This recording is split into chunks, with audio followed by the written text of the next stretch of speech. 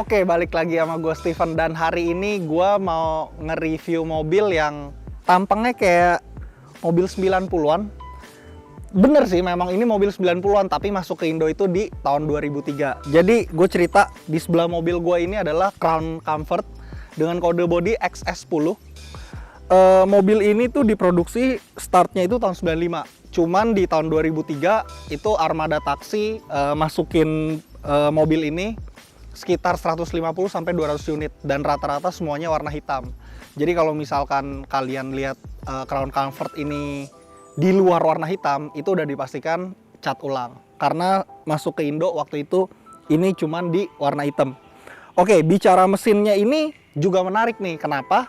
Karena kalau kita lihat ya, sedan itu jarang banget yang mesinnya tuh diesel. Tapi mobil ini mesinnya itu diesel. Diesel yang dipakai dia share sama Toyota Prado di generasinya. Dan emang getarannya kalau misalkan kita bicara di sedan ini cukup berasa ya, karena dieselnya teknologinya masih konvensional banget gitu. Udah, paling itu aja yang gue mau cerita sedikit soal mobil ini. Sekarang kita bahas ke tampang depannya yuk.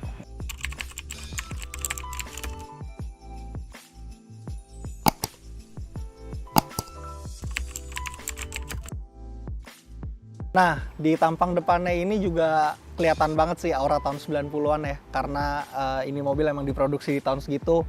Lampu depannya masih simpel, mengotak. Walaupun ini Crown yang bodinya panjang, memang belum sama sekali tersentuh sama yang lebih modern gitu. Ininya masih klasik banget. Dan ini yang uniknya lagi adalah di bumpernya ini memang standarnya dua warna nih. Jadi hitam, terus di bawahnya abu-abu. Dan di fog lampnya ini warna kuning, itu opsional karena memang ada Crown Comfort itu yang fog lampnya itu dijual warna aslinya kuning, bukan putih. Jadi yang dijual itu dua, putih dan kuning. Dan satu lagi, pemiliknya itu namanya Om Haris. Jadi dia udah ganti grill nih. Ganti grillnya ini sama semuanya, karena kalau misalkan yang masuk ke Indo itu logo ini Toyota. Dan ini diganti dengan bukan logonya doang diganti, tapi satu grillnya diganti untuk ngedapetin logo Crown ini. Dan yang udah diubah lagi sama Om Haris adalah di spion tanduk nih, kiri kanan. Karena standarnya dia kan ada di pilar A ya, spionnya. Ini udah diganti. Ini original part buat Crown Comfort, spion tanduk elektriknya. Oke, dari depan paling itu aja yang bisa gue bahas. Sekarang kita lanjut ke bagian sampingnya. Nah, sekarang kalau kalian bisa lihat dari tampak sampingnya itu, ini mobil sangat panjang dan mengotak. Sebagai informasi, mobil ini punya panjang, dimensi panjangnya itu 4,7 meter. Itu menurut gua untuk mobil tahun 90-an itu udah termasuk mobil yang mewah. Dan di bagian samping ini yang mau gue bahas, yang menarik adalah velgnya. Velgnya ini masih original dan bentuknya kalau Crown itu selalu begitu ya. Di sininya kayak bulat gitu, kayak pakai bottle cap, terus di sini jari-jari. Ini velg orinya itu ring 14, lebarnya itu 6 inci. Oke, lanjut. Terus yang gue demen lagi dari mobil ini adalah di sininya ada list chrome gini nih. Dari belakang fender depan sampai ke pintu belakang. Ini cakep banget nih. Nguatin aura klasiknya. Nah, yang udah nggak standar lagi di bagian samping adalah ini. Ininya udah ditambahin sama Om Haris. Ini produk talang air, emang untuk Crown Comfort. Ini nyarinya juga katanya susahnya setengah mati. Dan di mobil-mobil tahun 90-an kalau misalkan menguatkan aura mewahnya tuh biasa ditambahin sama ini nih ya. Ditambahin sama aksen chrome. Udah, paling dari bagian samping itu aja yang mau gue bahas. Sekarang kita lanjut ke bagian belakangnya.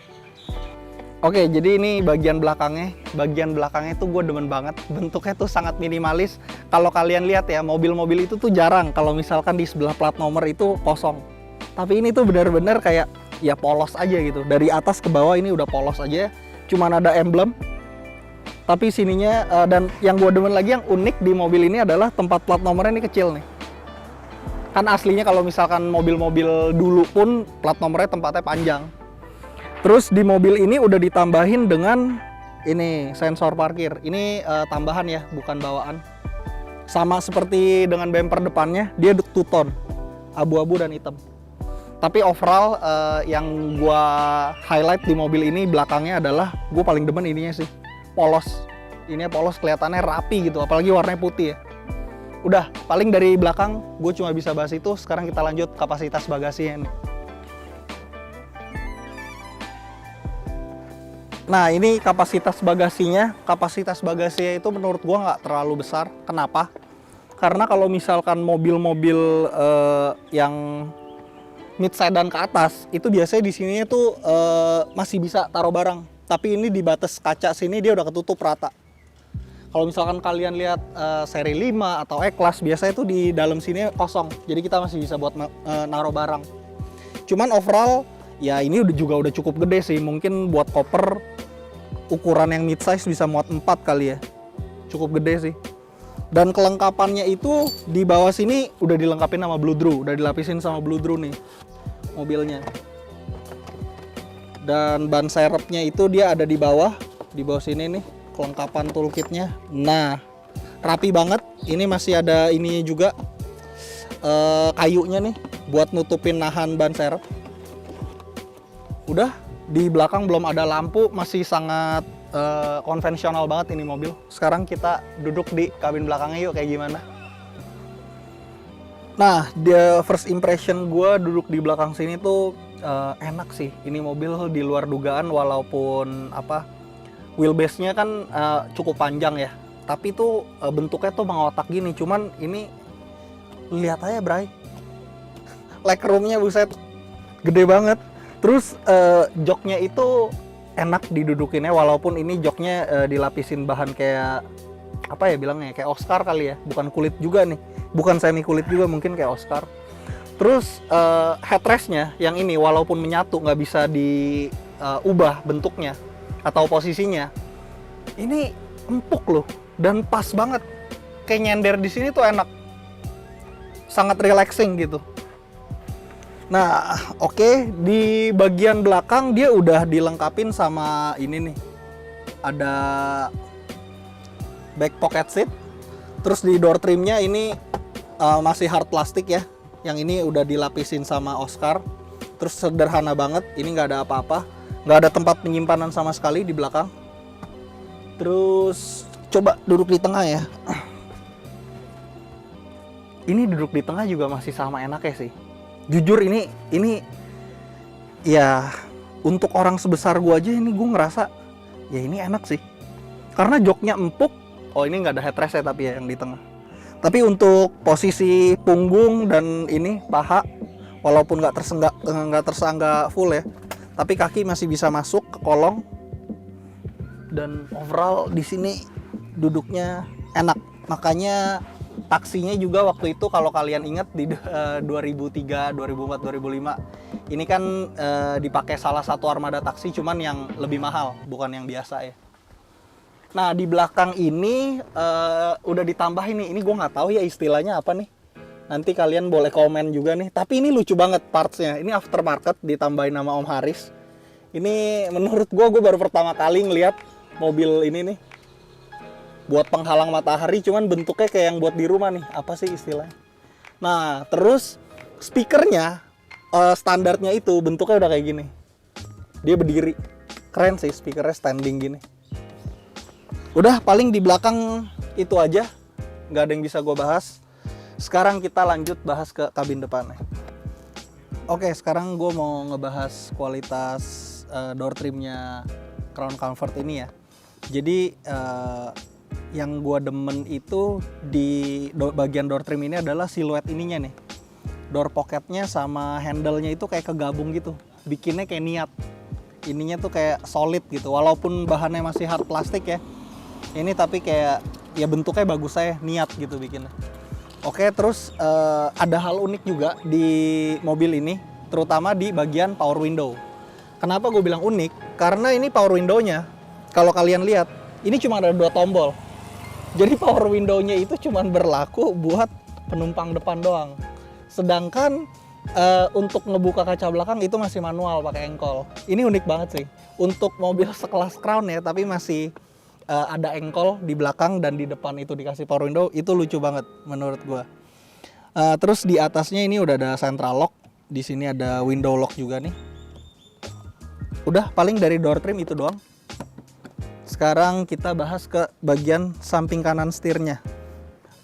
Oke, di samping kanannya ini nih, nah ini AC-nya bentuknya vertikal ya. Lucu nih, vertikal. Ini vertikal, terus AC-nya itu jadi crown ini dashboardnya tuh panjang dari ujung ke ujung. Dan AC-nya itu ada di dalam dashboard. Oke, terus di sini ada ini pengaturan electric mirror nih. Ini ada tombol buat fog lamp, di sini buat buka kap mesin, tangki bensin, sama bagasi. Dan mobil ini udah ada pengatur ketinggiannya. Nah, ini dia nih. Udah paling dari samping kanan setir yang bisa gue bahas tuh cuman itu. Sekarang kita lanjut ke bagian konsol tengahnya yuk. Oke, jadi gue udah di balik kemudi Crown Comfort ya. Ini setirnya udah fix, nggak ada tilt, nggak ada teleskopiknya nih. Iya, ini nggak ada. Ini udah fix dan setirnya ini sebagai informasi udah nggak ori juga ya. Ini udah diganti sama punya Crown Comfort yang versinya lebih mahal. Oke, terus dashboard itu penampakannya tuh bener-bener memang salah kali ya masuk di tahun 2003 karena dashboard mobil di tahun 2003 tuh nggak seperti ini gitu. Tapi ini masih kelihatan tua sih, klasik.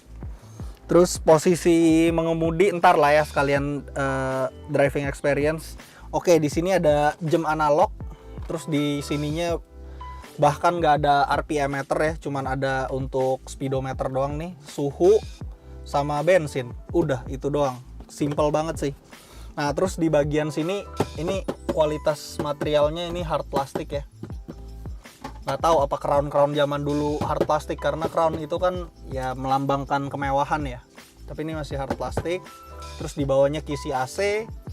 Di sini tempat penyimpanan banyak, tapi nggak ada yang namanya cup holder. Bingung juga gak lo? Tempat penyimpanannya banyak, tapi nggak ada cup holdernya. Ini tempat penyimpanan satu, ini gede banget. Ini juga cukup besar lah untuk di dashboard. Ini gede. Di sini ada lagi. Nah, ini lumayan bingung nih buat naruh apa nih. Posisinya tinggi, cuman ininya bawahnya tuh pendek. Udah. Nah, sama mobil ini udah ganti transmisi ya. Karena yang masuk ke Indo itu kan semuanya itu manual, diesel. Dan ini udah diganti transmisinya nih. Udah matic. Untuk Crown Comfort juga transmisi maticnya. Terus ini udah polos, ini masih manual banget nih. Nah, ini kayak Land Cruiser banget nih. Ininya nih PRND 2L. Ini mirip banget. Apa ya Toyota zaman dulu lah yang matic kayak gini nih. Terus di sini ada tempat penyimpanan terbuka. Terus ini ada storage juga nih, penyimpanan tertutup ya. Bukan armrest karena posisinya terlalu rendah. Nah, ini ada tempat penyimpanan mungkin buat taruh peta atau koran kali ya, selebaran yang bentuk-bentuk kertas kalian bisa taruh di sini nih. Nah, ini head unitnya juga standarnya Toyota nih, tapi gua nggak tahu buat mobil ini atau bukan. Oke. Oh, di sini ada asbak, di sini ada lighternya nih. Sun visornya masih polos, belum ada apa-apa. Terus ini lampu ini gimana nyalainnya ya ini ya. Nah, ini ntar gue mesti cari tahu nih nyalainnya gimana nih. Belum dikasih tahu juga sama yang punya. Soalnya nggak ada tombol. Tapi di sini lampu kabin tengahnya ada juga. Terus ini kita lihat lacinya. Wah, lacinya sih ini ya. Nggak terlalu gede ya. Kecil sih ini. Ini lacinya nggak terlalu gede. Cuman buatnya bagus aja sih, solid gitu. Oke. Solid. Udah paling dari interior gue cuman bisa ngebahas itu doang. Sekarang kita lanjut yuk cobain nih mobil. Gue nggak sabar sih, seenak apa. Action. Oke. Nah, coba ya kita cobain nih rasa nyetir nih mobil kayak gimana nih. Oh, sebelum gua ini kan sambil jalanannya juga masih ini ya. Gua mau ingetin nih kalau isi bensin mobil ini dilarang malam. Kenapa, Tak? Bareng sama truk soalnya kalau malam. Nah, nggak boleh tuh, karena ini mobil cuman bisa, ya sebenarnya mungkin bisa kali ya buat diisi sama solar yang lebih modern gitu. Cuman disaraninnya sih tetap solar, biosolar ya. Wah, oke. Nah ini mobil sama, karena mobilnya diesel, getarannya pas lagi idle ini sih kayak naik bajai sih, kejang-kejang gitu. Nggak separah itu lah, cuman itu jok aja gitu. Nah terus kalau misalkan kalian lihat ya pas lagi idle, nanti gue kasih lihat fillernya, geternya kaca spion di depan tuh, kan ini pakai spion tanduk ya. Gitu. Ini buat mobil sedan sekelas Crown ini getarannya sangat ini sih, berasa gitu, karena dieselnya masih konvensional banget. Nah cuman gue nggak tahu ya, kayaknya diesel kalau getarannya makin kasar mesinnya makin badak dah. Kayaknya sih begitu ya di dunia diesel. Nah bawa mobil ini tuh ya soundproofing ini mungkin nggak bagus karena suara mesinnya tuh masuk banget ke dalam. Terus bicara bantingan, gue belum ketemu jalan rusak ya. Untuk ya jalan lurus gini sih sejauh ini enak sih suspensinya gitu. Jalannya rada bergelombang, ini enak. Kita ke Kanan. Nah, terus bicara tenaga, ini kan horsepower-nya tadi pas standarnya itu 97, torsinya tuh di hampir 200, 197 kalau nggak salah. Terus ya mobilnya sama sekali ini ya, mungkin dibilang rada-rada bolot lah gitu, nggak terlalu ngejambak. Tapi ya mobil ini kelebihannya adalah durabilitasnya sih. Oh sebagai informasi, kalau kalian nggak percaya nanti gue bakal kasih lihat. Ini mobil kilometernya 425.000 bro. Bayangin tuh, ke bulan aja 300.000 kilometer. Ini 425.000. Wah. Dan ya sekali ngebenerin mobil ini tuh biayanya tuh nggak mahal. Karena teknologi mesinnya kan masih sederhana banget gitu. Terus bicara visibilitasnya, kalau gue sih selalu kurang demen ya kalau mobil-mobil zaman dulu tuh, menurut gue spion tengahnya terlalu kecil. Ini kurang kecil banget. Tapi overall ini posisi duduknya udah yang ini ya. Gue yang paling rendah tetap masih bisa ngelihat kap mesin secara full. Terus ini pilar A-nya kecil, visibilitas kiri kanan tuh bagus banget, nggak ada terkendala apa-apa. Nah sama bicara pajak mobil ini ada di kisaran 1,4 sampai 1,5 juta lah antara itu ya. Terus pasaran mobilnya itu mungkin yang kondisi bahan yang biasa aja 40, 50 itu masih bisa dapat. Tapi untuk kondisi yang gres seperti ini, yang mulus, yang udah total restorasi, itu mungkin udah pasti di atas 100 sih. Karena jujur aja ini mobil banyak kelebihannya memang. Kayak tadi gue duduk di belakang dengan tinggi gue 180, itu legroom, headroom semua masih lega, joknya empuk, mesinnya badak, bensinnya irit. Oh, konsumsi BBM, tadi gue sempet tanya juga sama Om Haris, konsumsi BBM-nya itu dalam kota 112. Kalian bayangin, mobil dengan sebesar ini konsumsi BBM-nya itu masih 112. Itu irit banget, dan itu konsumsinya biosolar ya, yang harganya 5.000-an itu. Terus bicara harga ya bicara harga tadi gue lanjutin, mungkin kalau yang udah total restorasi kayak gini, yang udah mulus banget, udah pasti di atas 100 sih. Ada juga sempat lihat di iklan, ada juga yang jual di 150 juga ada.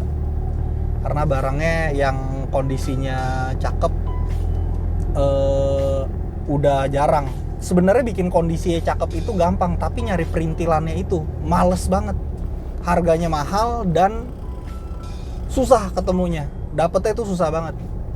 Oke, paling review gue buat Toyota Crown Comfort dengan kode body XS10 ini begitu aja. Semoga semoga ngebantu kalian yang emang lagi nyari ini mobil atau yang pengen tahu aja, sekedar pengen tahu ini mobil. Thank you buat Om Haris yang udah minjemin mobilnya buat di review. Thank you juga yang udah buat nonton videonya. Dan yang paling penting jangan lupa bahagia. See you on next video. Adios.